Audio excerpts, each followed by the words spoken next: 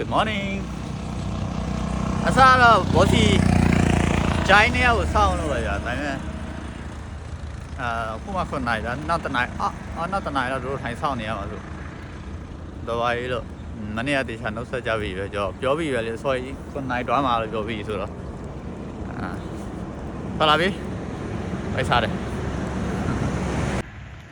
ဒါကဘာပြောင်းလဲဗျာအရွက်ကတော့ပြောင်းအရွက်အပင်ကလည်းပြောင်းပင်ပါပဲဒါပေမဲ့ကြုံပြောင်းလာဘာလဲမသိဘူး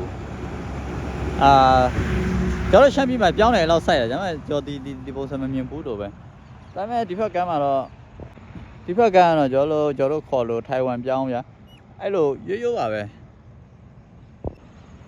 ဒါပေမဲ့ဒီဘက်မှာဘာလို့အဖူးတွေကဘာလို့အဲ့လောက်ကြီးနေရလဲ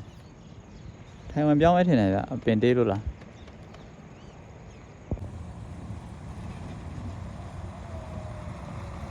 ဒီကွက်မျိုးသိမ့်အောင်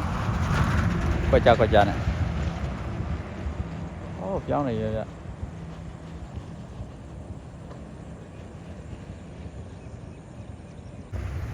သူတို့တေချာတော့မထုံးမြတို့စိုက်ထားကြုံဒါမထုံးဒါကားသွားတဲ့ຢာပဲထုံးတော့မထုံးထင်တယ်ဒါကြီးဒီကောက်ရိုးတွေလည်းမပြောက်ရချင်း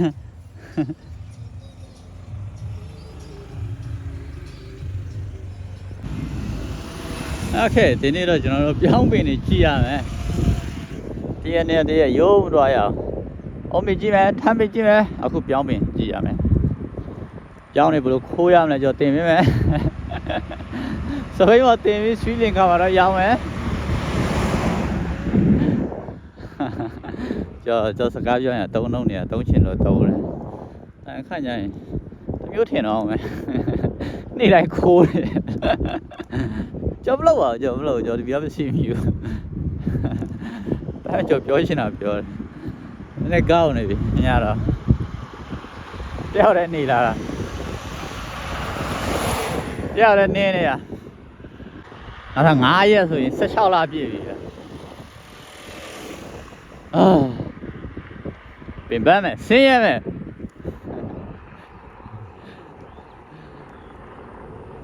ပြောđiဒါပြောđi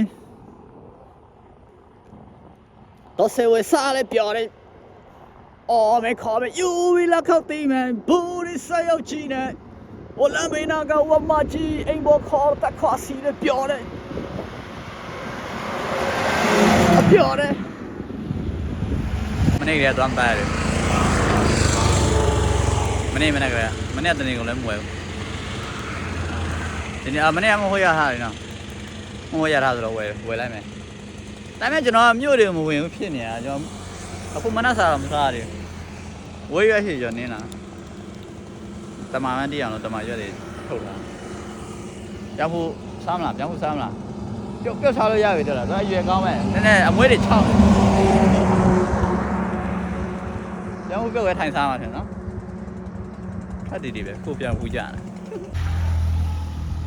ညိုးနေတာမဟုတ်တော့ဘူးဗျာဒီမှာ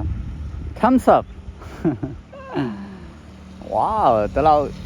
က်ဆိုရင်ပျော်ပြီဗျ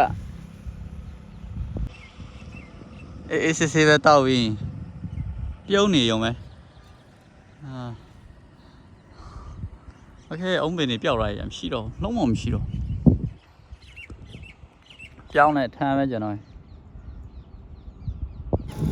တနာကြပါဗျာနားကြပါတကယ်တရေယိုနေဗျာကျွန်တော်ကျွန်တော်ရတော့ရှင်နေဗျာ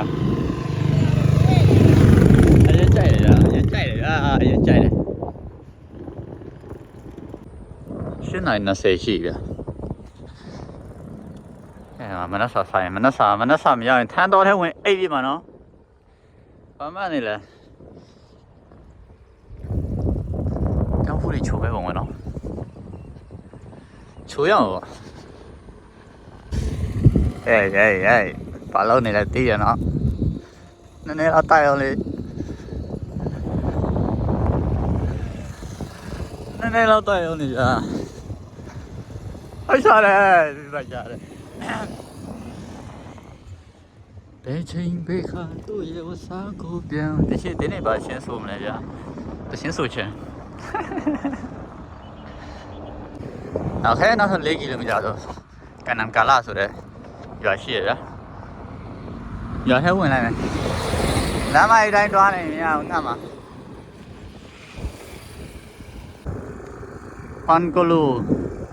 112ဒီအန်ကိုလူဆိုတာကျွန်တော်ရဲ့ဟိုနေ့တွေ့တဲ့ပေါ်တာလေအဲ့ပေါ်တာဒီမြို့နယ်မှာနေရဗျာရွာသားပေါ့ဒီမြို့ရဲ့နယ်ထဲမှာနေတယ်သွားတဲ့အင်ဂျင်နီယာတယောက်ပဲသူခုတေလီမှာနားမယ်ဗျာနောက်3လဆိုတေလီမှာနားပြီသူကုမ္ပဏီစဖွင့်တော့မယ်စဖွင့်တော့ဟုတ်တယ်စဖွင့်မှာသူကဒီ touring ဘိုင်းနဲ့ပတ်သက်တဲ့ဘယ်လိုပြောမလဲဒီ rack တွေလေဒီအဲ့တင်နဲ့ကျွန်တော်ဟိုနေ့ရိုက်ပြတယ်နော်သူကိုယ်တိုင်လောက်ထားတယ်ဆိုတော့အဲ့ဟာတွေကိုသူကလောက်ပြီးရောက်မှာပေါ့ဒီ touring ဘိုင်းမှာအသုံးပြုရမယ်အပေါ်ပစ္စည်းတွေပေါ့အဲ့လိုဗျာအဲ့ဒါဆိုတော့အဲ့လိုပါပဲ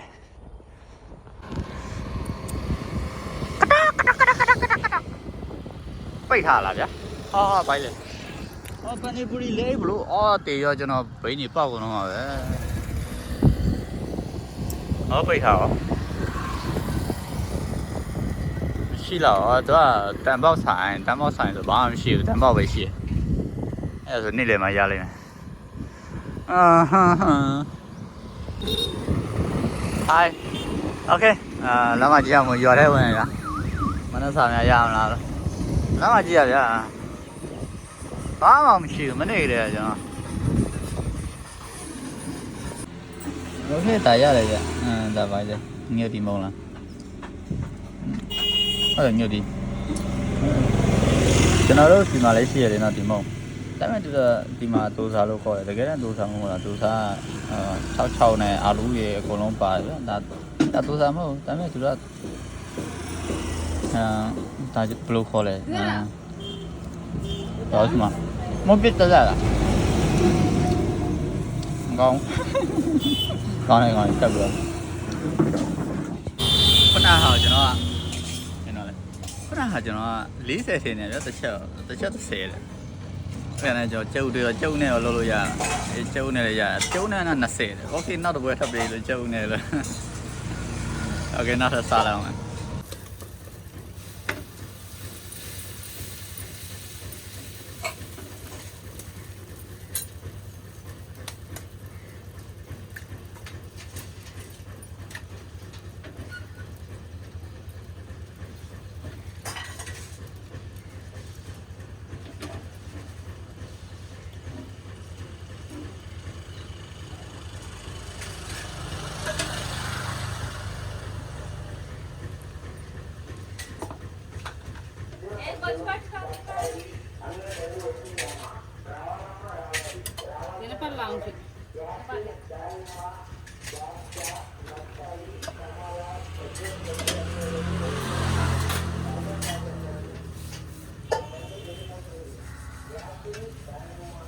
Pallada Lakshmi పిలిచిందండి లక్ష్మి పిలిచిందని పల్లadaဒါကျုပ်ပါတယ်ဟာညိုဒီမုံအပြင်အထဲမှာထဲလိုက်တာပူတယ်ရှေ့ပဲကျုပ်ပေါင်း20ဗျာကျုပ်မပိုင်30ကျုပ်တလုံးဘယ်လောက်လဲမြန်မာပြည်မြန်မာနိုင်ငံကြီးမှာကျုပ်တလုံးဘယ်လောက်လဲအခုပထမတစ်ခုက30ကျော်ရှင်းပြီလေနော်20တရက်ပြီလား30တည်းအလားအဲ့နဲ့ဘောနဲ့တော့ပါဝါအဲ့နဲ့နောက်တစ်ခုထပ်မှာတော့အဲ့ကျုံနေပါမှာ20ဗျာ20ဆိုတော့အဲ့လေအကျဉ်းရှိသူ့တမီးကအထဲမှာတော့ယူခိုင်းတာ50တည်း2ရက်ယူလာရင်မှာကျွန်တော်တရက်ပေးရအရင်ဆိုတော့30ပေးထားတယ်50ခဏဆောင်းအဲ့နဲ့ကျော်လဲ30ယူထားမှသူ့တမီးကိုဆောင်းတယ်ဆောင်းရင်သူ့တမီးကျော်50လာပြီးတော့ကျွန်တော်အဲ့30သူ့ပြန်ပေးလိုက်တာဗျာတော့မယူမဟုတ်တဲ့မဟုတ်လေအဲ့ဒါကျော်မှာလက်ထဲမှာနောက်30ရှိတယ်နောက်30ထပ်ပေးလိုက်ညမဟုတ်40အပို့ပေးခဲ့ဝေါပျော့တယ်စားရပျော့ဗျာအဲ့ဒါဆိုပေးတယ်ဗျာပေးရလဲပျော့တယ်ဗျာပေးရှင်တယ်ဗျာဒီ ဒီအခုကြည့်နေတဲ့လူတွေစီရပဲယူတာကျန်တဲ့လူတွေရောကြော်ပေးတယ်ဟုတ်ပါလေဟုတ်ပါနောက်ပိုင်းအားလုံးကြပေးရှင်အမြဲတမ်းဆူတောင်းတယ်ကျိုးလေကျိုးစားနေနော်โอเคတော့ရโอเคကျွန်တော်သွားလိုက်စေသွားလိုက်တန်နေဝယ်ရမယ်ကျွန်တော်ရဲ့ကျဲပြန်ဝယ်ရမယ်ကျွန်တော်သွားနေတာတကယ်ကြီးကိုလည်းခိုင်လာတယ်ဗျအဲ့ရှေးရလေဒီလားဒါပေမဲ့ကျွန်တော်အဲ့ကျဲနာမည်ပြောပြပါနာမည်ပြောပြပါဆရာမရေးပေးထားတာလေကျွန်တော်ရိုက်ပြတယ်ဗျပြီးရင်ကျွန်တော်ဝယ်ပြီးတော့လေကျွန်တော်ရိုက်ပြတယ်အဲ့ဒါထပ်ပါနာမည်ထပ်ပြရမလဲကျွန်တော်လည်းမသိတော့အဲ့ဆရာမရေးပေးထားတဲ့စာရောစခွန်ရှော့ရိုက်လိုက်ပါဗျာကျွန်တော်ပြောတော့ကြားချင်လားတော်ကျွန်တော်တခါကျရင်ကျွန်တော်တိတ်မဆူချင်ဘူးတဲ့ဆူလဲဆူချင်တယ်ဟောမှာတွေ့လားသူကအဖိုးတော့ဆိုင်တော့အဖိုးလို့ဒီဆေးဆိုင်အဆုံရှိရကျွန်တော်ခနဲ့ဝယ်တယ်ဒီမှာပဲသွားလိုက်ရှိသွားလိုက်တန်နေတော့အကုန်ရှိရဒီမှာ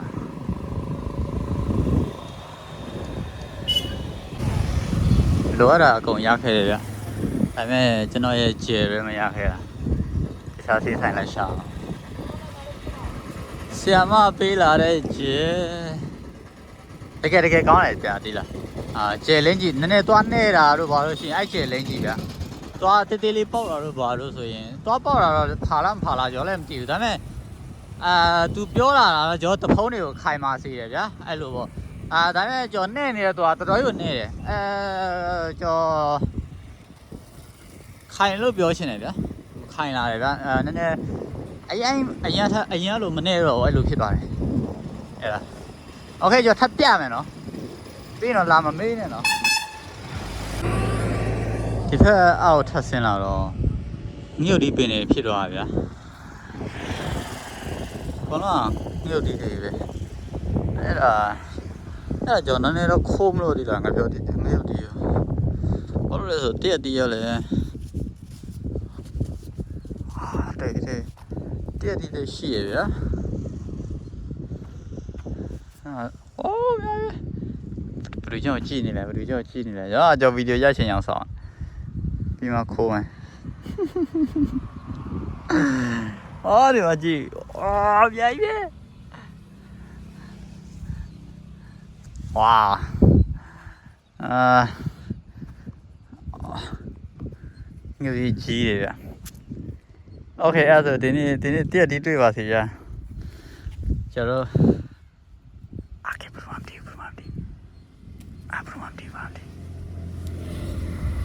ဘယ်မှာဒီငါဒီတွေ့ပါစေငါဒီတွေ့နေတက်ဒီတွေ့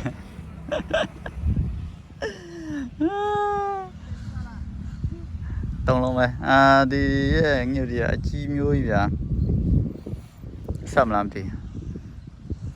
မြည်ကြီးโอเคတောင်းမယ်နေပူရဗျာတက်ဒီလေးတွေ့လို့တော့သမီးတက်ဒီထခိုးမယ်ခိုးပြီးရင်သမီးစားပြီးနားပြီးတက်ဒီနဲ့ငှက်ဒီနဲ့စားနဲ့ကြောင်ဖို့စားရကျွန်တော်အဲ့ဆိုင်းချုံလို့ရှင်နေဗျာ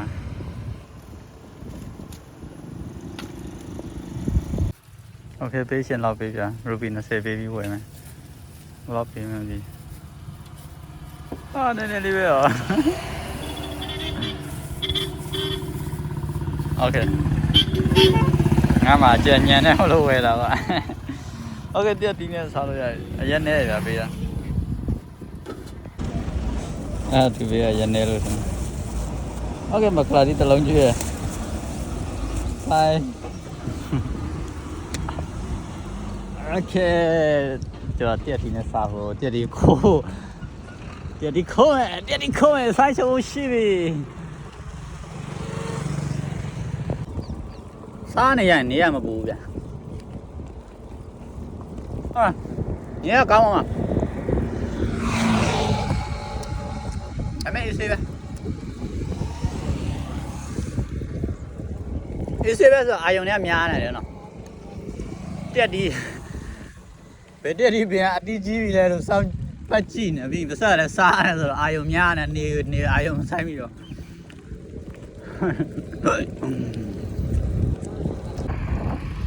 အကောင်လုံးမြုပ်တည်ရှိသွားပြီဗျာနီရဲကိုနှလုံးသားဒီငြုပ်တီလက်စားမိပြီရင်တဲ့ဘူဝီတကယ်ဆက်တဲ့လာပြီပဲလေရှောင်းဖို့ခက်တယ်ဟုတ်လားကိုဒုက္ခကိုရှာတယ်လို့ဆိုမလားကွယ်ဟုတ်ကဲ့နေရမ်းပူရဗျာပြောင်းစားတော့ထမင်းလည်းမစားဘူးဗျာထမင်းမစားဘူးဆိုတော့ညလေးတစ်ခုနဲ့မဆက်ပေးမယ်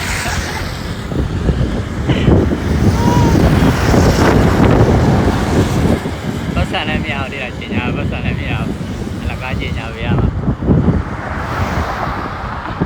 โอเค20 baby တဲ့ဗျဒီရဲ့ page မှာကျွန်တော်အရင်မှတယ်ဗျာဒီတော့ကလေးတောင်းသုံးပစ္စည်းတွေခဲတမ်းအကုန်မအစုံပြကလေးသုံးပစ္စည်းတွေအကုန်လုံးသူတို့ဖာရောက်မယ်တဲ့အဲ့ဒါမနေ့ကမှ page အတင်ဖွင့်လိုက်တာအဲ့တော့ဒီမောင်လေးကိုအားကိုးရပါတော့โอเคပစ္စည်းတွေအကုန်လုံးရန်ကုန်ရောက်နေပြီတဲ့ကျွန်တော်မှ2ယောက်ရှိလေနော်တယောက်ကတရုတ်ပြည်မှာနေရဗျာအခုလောလောဆယ်အဲ့တော့တရုတ်ပြည်ကနေတာလိုက်ပို့လာတယ်ရန်ကုန်ကိုအဲ့တော့ပစ္စည်းရရန်ကုန်မှာရှိတယ်လက်လီလက်ကရောက်မယ်တဲ့ဒီကလေးပစ္စည်းတွေရောအဲ့ဒါဟုတ်ကဲ့တစ်ချက်တော့ဝင်ကြည့်ပြပါဦးဝင်အားပေးပါအဲ့မှာကျွန်တော်တို့ကအတိကပဲနော်ကျွန်တော်ကျေးဇူးရှိနေဆိုတော့ဒီလိုဆေးရောက်သွားရင်ကျွန်တော်လည်းသွေးနေနေလို့ရတယ်ဗျโอเคပါဒီလိုဆေးမြောင်းကောင်းရင်တော့ကျွန်တော်ကိုယ်တိုင်တော့ဝင်ရောက်ရမှာမရဘူးအိမ်ပြန်ပြီးကိုယ်တိုင်တော့ဝင်ရောက်နေမှာသွေးနေတော့မရတော့โอเคအဲ့ဒါဆိုအဲ့ဒါဗျအခုပိတ်လေးချတာပဲနည်းနည်းရန်ကုန်မှာလည်းပြဆွဲပါတယ်โอเคကျွန်တော်ဘလောက်အားပေးလဲဘလောက်ချစ်လဲဆိုကြည့်မယ်ဗျကြောက်ခါနေညကြိုင်ဗီဒီယိုတင်မယ်မနေ့ကညကျော်အဲ့ပေးတော့ခိုးကြည့်မယ်အခုလောလောဆယ်ကျွန်တော်နဲ့ကျော်မနေအောင်3ယောက်ပဲရှိသေးတယ်ဗျပေးကိုလိုက်တာโอเคမနေ့ကညဘယ်လောက်တိုးမလဲโอเคအားလုံးအားပေးမှုကြောင့် page ကဘုံလို့ဖြစ်သွားရင်မှာဆေးတွေရမ်းရောင်းကောင်းပြီဆိုရင်ကျွန်တော်အကျွေးတွေကိုတော်ပေချပေးနိုင်တာပါဗျာလောလောဆယ်ကျွန်တော်အကျွေးဘယ်လောက်ရှိတယ်ပြောပြမယ်နော် iPhone နှလုံး73 Pro တလုံးအခုဝယ်တာ14 Pro ပေလေလည်းမတကြောင်းစားအင်ဒိုနီးရှားနဲ့အိန္ဒိယပြီးတော့အခြားတော့ကြိုကြားမဟုတ်ဖို့လေဝေါโอเคကြည့်မယ်လေနော်လောက်ပြန်ပြီကြည့်9ကနေပြန်ရှိလာပြီအုံးမိနေပြန်ဖြစ်သွားပြီထမ်းမိနေပြန်ပျောက်သွားပြန်ပြီဘာပါလိုက်ဟဲ့ဆန်းနာရစနစ်ကြော်ပြီကြော်လေယူလာတယ်ကြာနေခေါင်နေရထိတ်ဦးရောက်နေကျွန်တော်နင်းနေတော့ကျွန်တော်နားသိပြီအရင်ပူပဲနေခေါင်ကြီးထဲမှာမိုးကြိုးတွေပြစ်ချလုံးရဝဲပြီးအားတော့စားတိတ်တော့ဒီမှာဆောင်းရကျွန်တော်လည်းဥစ္စာပဲတမောက်ဆိုင်ပဲဒါပေမဲ့ထမင်းချူရှိရတယ်ကျွန်တော်မေးဖို့မေးတာတပွဲဘယ်လောက်လဲဆိုဆန်းရ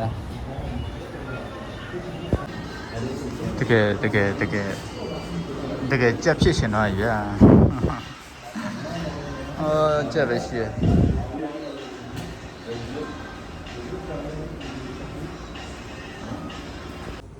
ဒီရဲ့ဆေးဆိုင်ကမြို့တိုင်းမှာရှိရတယ်ဒါပေမဲ့ဒီမှာတည်းကကျွန်တော်လိုချင်တဲ့ခြေအမရအောင်ဘူးရ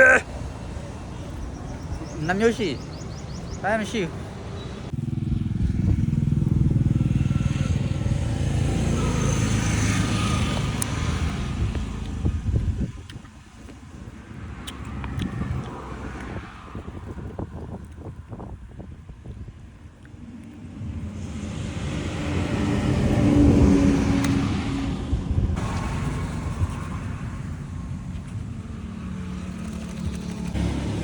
โอเค Okay တခါကျရင်ရောချိန်ကရေမရှိဘူးပဲရေမရှိတော့မစေးရအရှင်းဆိုရေမလို့တော့150ပဲတော့ထိုင်းမှာဝယ်တော့တော့မှတပူ100ပေးရ$3လောက်ပေးရဒီမှာ$2ပဲကျွန်တော်မြို့ထဲဝင်လာဗျပပတဲ့ဆိုတဲ့မြို့ခုနလူပီကန်လေးလို့ရှင်နေပြီဆေးရလဲ Okay နောက်ထပ်ရှာလာအောင်ဗျလူမရှိဘူးဗျဘာလို့လဲဆိုစိတ်ကုန်လာရဒီကလမ်းမကြီး Okay လမ်းမကြီးစိတ်ကုန်တယ်ကြက်သားလည်းစိတ်ကုန်လာမမေ့လားကျွန်တော်စောက်ဝင်လာတော့ကြက်သားအဲ့တော့တို့ဘွဲတော်လုံနေတော့နေရာတိုင်းတက်လို့စားကြက်သားလုံးဝရှာမရအခု no ကြက်သားဆိုလည်းတမ်းကြားရှင်တော့ဒါနဲ့ကြောင့်စားစရာကြက်သားပဲရှိရလူအလိုလူအလိုက်လူအကြိုက်နဲ့မလိုက်နိုင်ကျွန်တော်အကြိုက်လဲလူမှမလိုက်နိုင်တော့ကိုယ့်အောင်ပဲလိုက်နေရOkay ဆေးရှာမယ်ကြောက်တော့ခိုင်ခန့်တော့မှာပြုစုရမှာစင်ကာပူနဲ့မလေးရှားမှာကျွန်တော်ဘူဖေးတွေသွားစားရတယ်စားနိုင်ဗျာမျိုးချရအသားတွေကိုအဲ့ဒါမိုက်ကျွေးရှင်တဲ့လူရှိတော့မှာဗျာကြောက်မှမစားနိုင်နဲ့ဘွာအခုကြောပြုစုမယ်စားမယ်စားဖဲလေ SAI plus နာနာဆိုင်ယောဟာလေလုယာဖခင်เจ้าနေကြီးပဲမိုက်တယ်ဟုတ်လားနေလူတွေကမကြက်ဘူးလေနော်အရင်နေလို့ကောင်းတယ်လို့တော့မဟုတ်ဘူးဗျာဟိုဘွားမျိုးရင်းဆိုင်သူအရင်ဟိုတာယာလုံးနဲ့ကြည့်ကြတာအုံးဒီတွေဆိုလည်းပြည်နေပဲအရင်ဆူညံပြီးတော့လူတွေပြည့်နေမှာမဟုတ်ဘူးဗျာအဲ့လိုဆိုကြတော့အဆင်ပြေတာပေါ့ဝယ်ရမယ်ဗာပြရမယ်ဆေးပဲလို့လားခ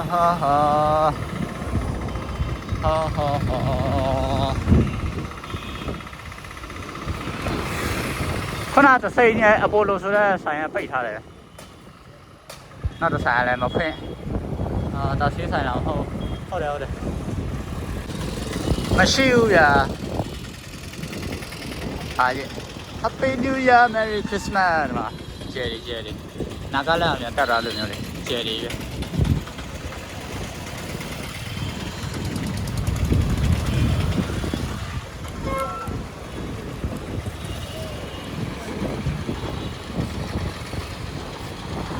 ဒီပါရှိပဲ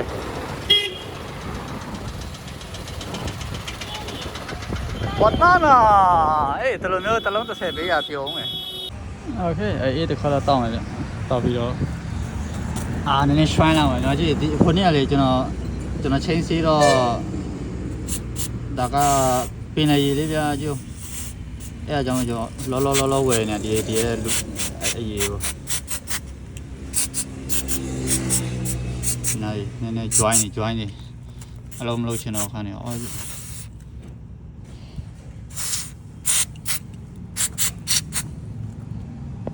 ဒီလို mix shape လို့လောက်လဲဆိုကျွန်တော်သိရဒီခဲမုံကိုဖြော်လိုက်တာဗျာအဲ့ mix shape ဖြစ်သွားရော60မှတ်ထားနော်ရေခဲမုံ vanilla mix shape ဆိုရင် vanilla ရေခဲမုံကိုရေခဲတဲ့ထည့်တာmix shape တစ်ခွက်လောက်ဆိုမှရေနဲ့ဖြော်လိုက်vanilla mix shape ဖြစ်သွားတယ်ကျွန်တော်တို့ပင်လယ်စီပြန်သွားမယ်ဗျာပင်လယ်မမြင်ရနေရ3ရက်ရှိဟုတ်လေ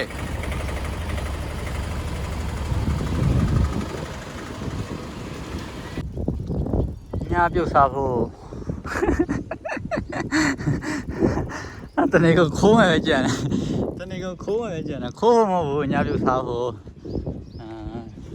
ကျောင်းဟုတ်တဖူးတော့ကြည့်သွားမယ်ဗျာလူလေးတော့ချင်းဒီမှာလာခိုးမှာဒီမှာဒီ30ထနေ ဖွင့်ကြည့်မယ်လာနေရောပါဗျာ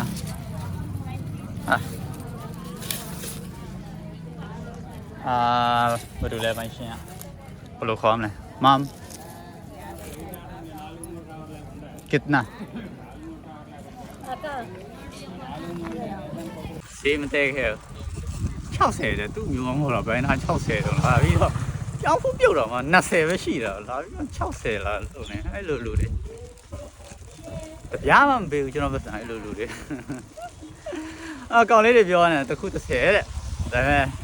ဘေးကဆန်ရှင်ဖိုးရ60လာလို့နေ100တဲ့ပြီးတော့လက်66သူပြောချင်တာ100ဖိုး6ခုထင်တယ်ကြီးအဲ့လိုပဲကျွန်တော်နားမလဲခဲ့ရလားဒါနဲ့ကျွန်တော်တစ်ခုလို့ပဲပြောတယ်ဒီကတစ်ခုပဲဆိုဒါ6ချောင်းလက်6ချောင်းထောင်ရခတ်တယ်ကျွန်တော်ကြောက်လို့တဲ့ကားလာတဲ့ပုံလေးအချစ်စရာလေကျွန်တော်ကြောက်လို့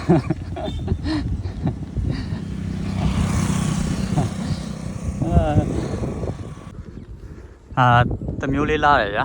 ပြောင်းဥပင်ကြတဲ့နေရာမှာထမ်းပင်တွေထိုးထောင်လေးထွက်နေကျွန်တော်နည်းနည်းမြင်ဟိုစားကြည့်လို့လာလိုက်ရဗျာကျွန်တော်ပေါ်ပိုင်းမှာရှိပြောင်းခုနဲ့ကျွန်တော်တန်းနဲ့ဆိုရင်ဟောကျွန်တော်နည်းနည်းနေတော့လို့ပြောင်းခုနဲ့နေတော့လို့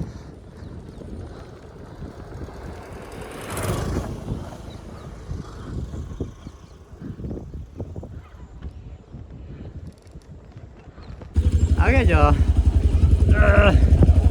ကန်ချင်တာပါအဲ့မှာပေါ်လာတယောက်ရှိတယ်သူအိမ်ကကန်ချင်တာပါတဲ့ကျွန်တော်ဗီဒီယိုနည်းနည်းရိုက်လိုက်တာဘာလို့လဲဆိုကျွန်တော်အိမ်ခေါ်အိမ်အောင်လို့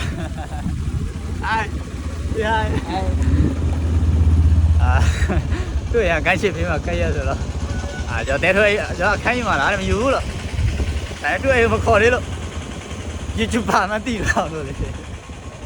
YouTuber ဆိုလို့ဖီးရတယ်ဖီးပေါ်ရိုက်လို့ရတယ်နည်းနည်း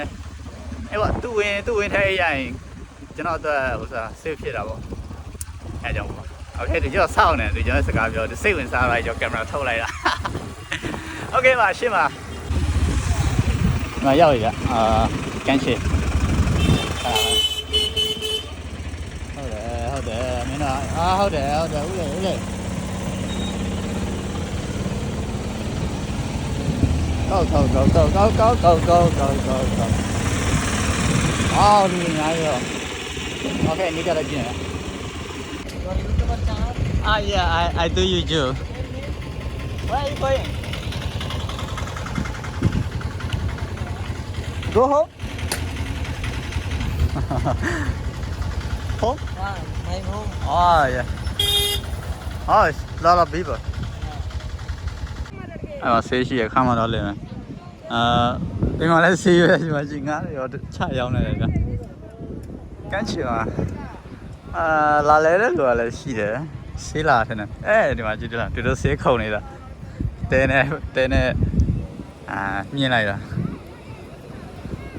Oh, hang out.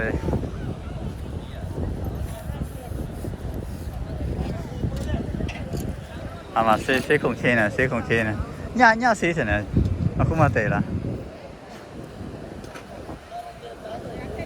wow,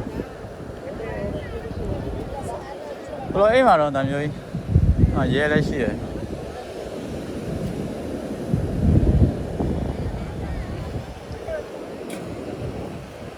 bây giờ mai cả tôi này mà khổ đấy, tôi từ giờ cái chuyện gì mà vậy đấy, anh nào đi làm mà xí mà. Té thuê mà tiền rồi này, ngay thế là ai lùm vô. Ngã phân tiếng mối gì vậy? Ngã phân lì liền nhau chứ. Cái chỉ vì mà té thì là sổ này.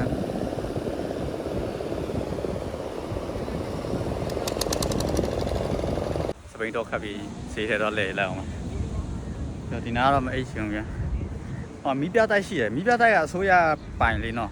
Mì bia tay tâm mê gì này nè. Mì bia tay rồi xí. 무슨 사진이 사로야 돼. 지마 세포래. 不算些嘛，跟那些。 अजब नगर सुनो 啊，不算那里。 सुनो अंग्रेजी में बताओ कितना half kg? 200 Half kg 200. Wow, it's really nice.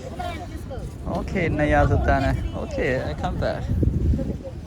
Oh, नया मेरे सामने. आ दिन बस में ही है. बस में ngaji.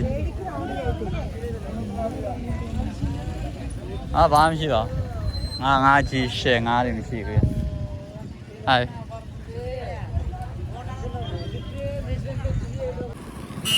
ဒီလမ်း8ကီလိုမီတာရှိရဗျဒီလမ်းတောက်လျှောက်ဒီလိုပုံစံပဲအဲ့ဒါဆိုကျွန်တော်ပစွန်ဝယ်ပြီးတော့ဒီ8ကီလိုမီတာပေါ်ရှောက်သွားကြည့်မယ်ကျွန်တော်အိတ်ဆရာနဲ့တွေ့လိမ့်မယ်ဗျ9နာရီကျော်ပဲရှိတယ်6နာရီကျော်ကျွန်တော်အချိန်တနာရီရသေးတယ်အာပစွန်100ဘိုးလောက်ဝယ်တော့မယ်โอเค100ဘိုးမရအောင်နဲ့ပြောင်းလည်းမဝယ်ဘူးပေါ့ပါလေကွာပြောင်းမဝယ်ဘူးပေါ့အဲ့ဒီပဲအားလုံးပါလေနော်โอเคဆက်သွားမယ်ဗျခောက်ဆွဲရှိရဗျခောက်ဆွဲစားမယ်တော့ half kg ဆိုရင်ကွာတားဆိုရင်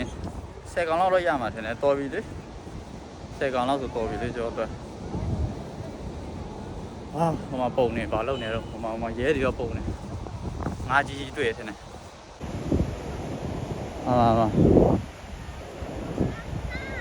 ဘာလို့လဲအုံနေတော့ပစွန်နေကနန်းနေလေလန်း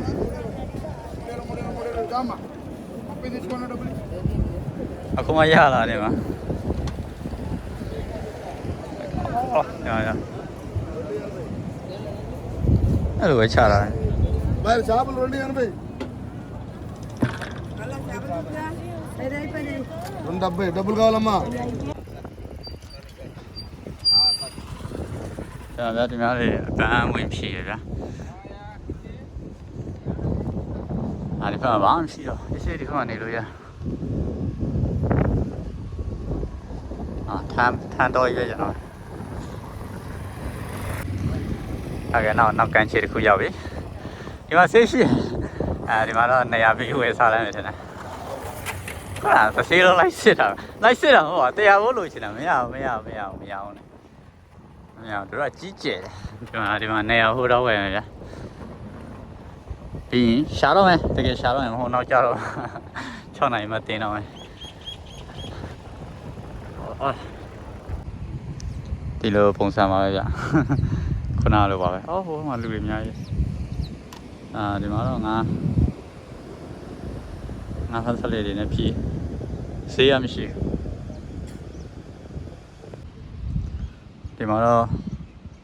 cricket ကစားနေကြတယ် pre-wedding တွေရိုက်နေကြတယ်ရေဆော့နေကြတယ်ကျွန်တော်ဘာလို့ရမှာလဲ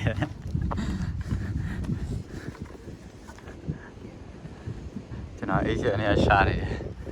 ဒီစောတွေအများကြီးဒီမှာအခန်းတွေအများကြီးရှိတယ်ဘာမှစိတ်ပူစရာမလိုကြားတော့မလားကျွန်တော်ခုနလေးတောင်းမယ်ထင်တယ်ခက်တာဒီနားတွေတွားရခက်နေတယ်ခုနတောင်းရဆက်မတွားချင်တော့6နိုင်ထိုးတော့မယ်စပိန်မှာရဲအချိန်နေလာကြည့်ရတာအဲ့ဒါအပင်ကွဲတယ်ဟာတယ်အဲ့ရှင်တာဒါပဲအဲ့ရေနာအဲ့ရှင်တာနော်ပြီးရင်မနေ့ကျညီးတော့မေးရဘူးကွာဒီမှာဗျဒီနားလေးလောက်မှာဆိုရင်နော်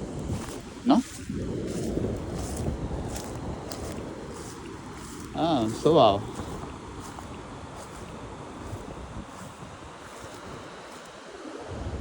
โอเคဒီနားမဆိုပါဒီနားရှင်းလိုက်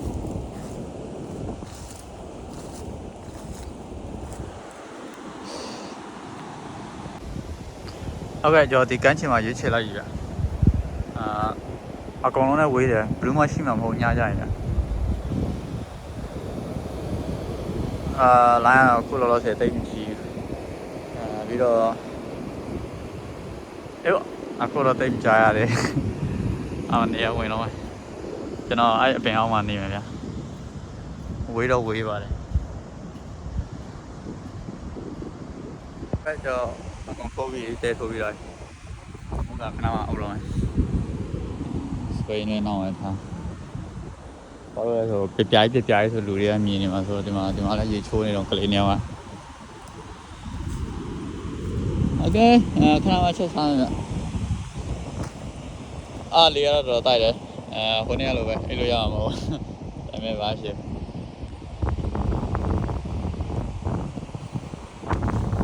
โอเคအဲ့ဆိုကျွန်တော်တော့ပဲနှုတ်ဆက်ရကျွန်တော်ဗီဒီယိုလုပ်မယ်โอเคအဲ့ဆိုတော့